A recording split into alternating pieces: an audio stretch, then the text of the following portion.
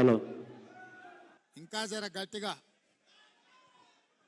జై కాంగ్రెస్.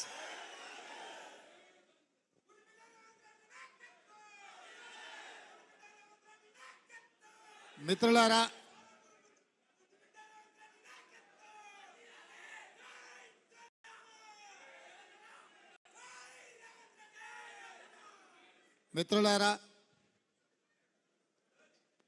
ఈరోజు మన ఉమ్మడి మహబూబ్ నగర్ జిల్లా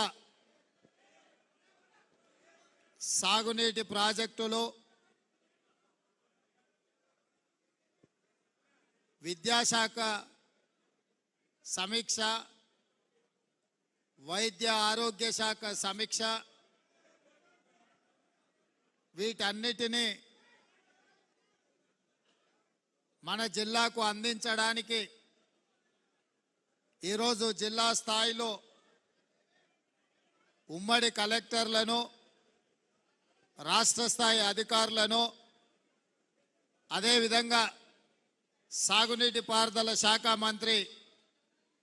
ఉత్తమ్ కుమార్ రెడ్డి గారిని, వైద్య ఆరోగ్య శాఖ మంత్రి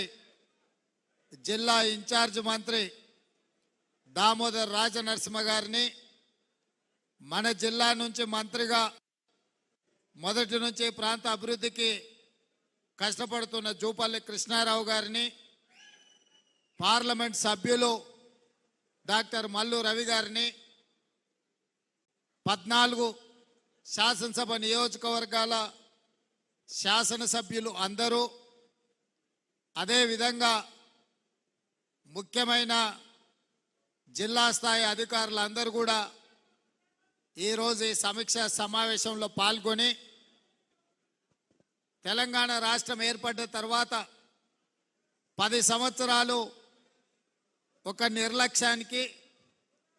అభివృద్ధికి దూరంగా ఉన్న మన ఉమ్మడి పాలమూరు జిల్లా సమస్యల పరిష్కారం కోసం ఈరోజు సమీక్ష కార్యక్రమాన్ని తీసుకోవడం జరిగింది. మీకు అందరికీ తెలుసు, నేను కొత్తగా చెప్పాల్సిన అవసరం లేదు. మనమందరం కొట్లాడి, మీరందరూ కష్టపడి, మీ భుజాలు కాయలు కాసేలా కాంగ్రెస్ పార్టీ జెండాను మోసి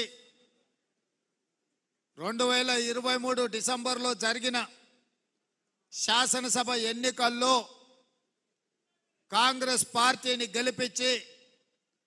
64 మంది ఎమ్మెల్యేలను ఎన్నుకోవడంతో ఈరోజు కాంగ్రెస్ పార్టీకి వచ్చి ఇవాళ ఈ వెనుకబడిన మారుమూల ప్రాంతమైన పాలమూరు జిల్లా నుంచి మీ అన్నగా, మీ సోదరుడుగా, తెలంగాణ రాష్ట్ర 2వ ముఖ్యమంత్రిగా ఈరోజు బాధ్యత వహించి మీ ముందు నిలబడ్డ మిత్రులారా, ఇది ఎవరికి రాని ఒక గొప్ప అవకాశం నాకు ఉంది.